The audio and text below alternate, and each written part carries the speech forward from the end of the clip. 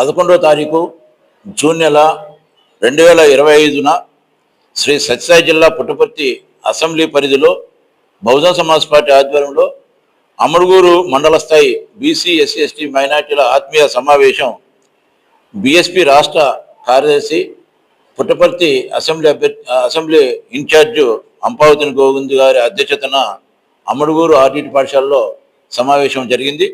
ఈ సమావేశానికి జిల్లా అధ్యక్షులు ఏ సుబ్రాయుడు గారు, జిల్లా ఇన్ఛార్జ్ హనుమంతు గారు, జిల్లా కార్యదర్శి రామచంద్ర ప్రసాద్ గారు హాజరయ్యారు.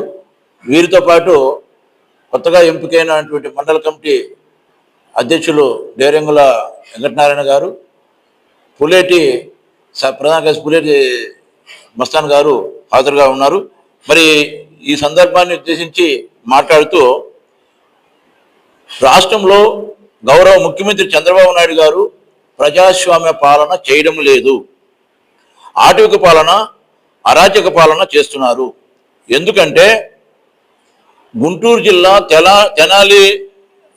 తెనాలి పోలీసులు జాన్ విక్టర్, రాకేష్ అనే దళిత యువకుల్ని, కరీముల్ అనే మైనార్టీ యువకుని పట్టపగలు నడి రోడ్డు మీద ప్రజలందరి సమక్షంలో, మీడియా సమక్షంలో ఆ యువకుల కాళ్ళను పోలీసులు తమ బూట్ల కాళ్ళతో తొక్కుపట్టి అరికాలను లాఠీలతో దారుణంగా చిరంజీవి అనే పోలీస్ కానిస్టేబుల్ను కొట్టినారనే నెపం కారణంగా కొట్టడం జరిగింది.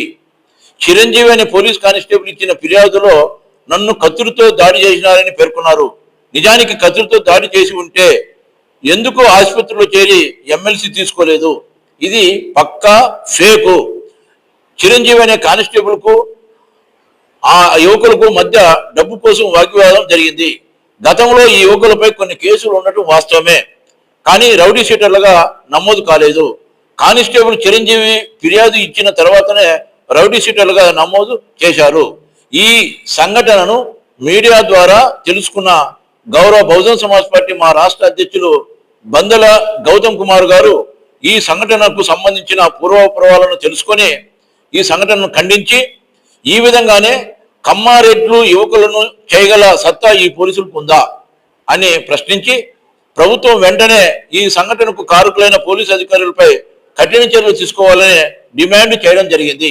కానీ పలువురు మంత్రులు, ఎన్డీఏ పార్టీల నాయకులు, మా బీఎస్పీ రాష్ట్ర అధ్యక్షులు బందెల గౌతమ్ కుమార్ గారు మాట్లాడిన వాటి మీద మాట్లాడకుండా వైసీపీ వారు మాట్లాడిన మాటల మీద మాట్లాడుతూ జగన్ గారి పాలనలో జరిగిన డాక్టర్ సుధాకర్ గారి సంఘటన గురించి, ఎమ్మెల్సీ అనంతబాబు తన డ్రైవర్ దళిత సుబ్రహ్మణ్యంను ఇంటి నుంచి తీసుకుని పోయి చంపి శవాన్ని డోర్ డెలివరీ చేయడం గురించి, పులివెందల నియోజకవర్గంలో దళిత నాగమ్మను ఘోరాతి ఘోరంగా అత్యాచారం చేసి చంపితే జగన్ గారు ఆ కుటుంబాన్ని పరామర్శించకపోగా మేము అక్కడికి వెళితే మాపై కేసులు పెట్టడం జరిగిందని, ఇలా జగన్ కాలంలో దళిత బహుజనులపై అనేక సంఘటనలు జరిగాయని చెబుతూ డైవర్షన్ పాలిటిక్స్ చేయడం జరుగుతోంది.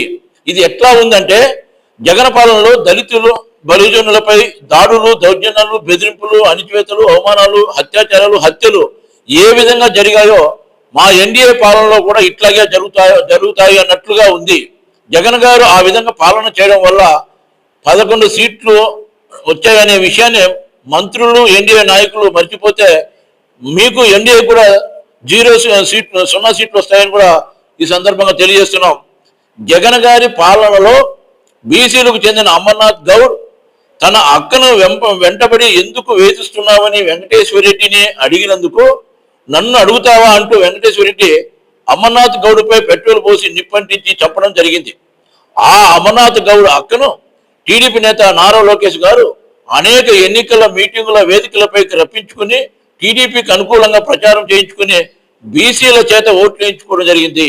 మరి ఇటీవల రాప్తాడు నియోజకవర్గం రామగిరి మండలం పాపిరెడ్డిపల్లిలో 30వ తారీఖు మార్చి నెల 2025 ఉగాది పండుగ రోజు బీసీ కులానికి చెందిన కురుబ లింగమయ్య కొడుకు తమ పెద్దల సమాధుల వద్దకు వెళ్లి వస్తున్న సమయంలో కమ్మ కులానికి చెందిన రాప్తాడు ఎమ్మెల్యే పరిటాల సునీత గారి రక్త సంబంధికులు వెంటబడి తరిమితే పరుగున ఇంటికెళ్లి తన తండ్రి కురుబ లింగమయ్యకు చెప్తే లింగమయ్య ఆ తరిమిన కమ్మ కుల యువకుల ఎండ్లకు వెళ్ళి ఇది మంచి పద్ధతి కాదని పెద్దలకు చెప్పి ఇంటికి వచ్చి కాఫీ తాగుతున్న సమయంలో ఆఫ్టర్ ఆల్ ఒక కురబోడు బీసీగాడు మా ఇండ్లకు వచ్చి చెప్పేంత స్థాయి ఉందా అంటూ అధికారం ఉందనే అహంకారంతో లింగమయ్య ఇంటి వద్దకు ఎమ్మెల్యే పరిటాల సునీత గారి రక్త సంబంధికులు కమ్మ యువకులు 5-6 మంది వెళ్లి నిర్దాక్షిణంగా చంపడం జరిగింది.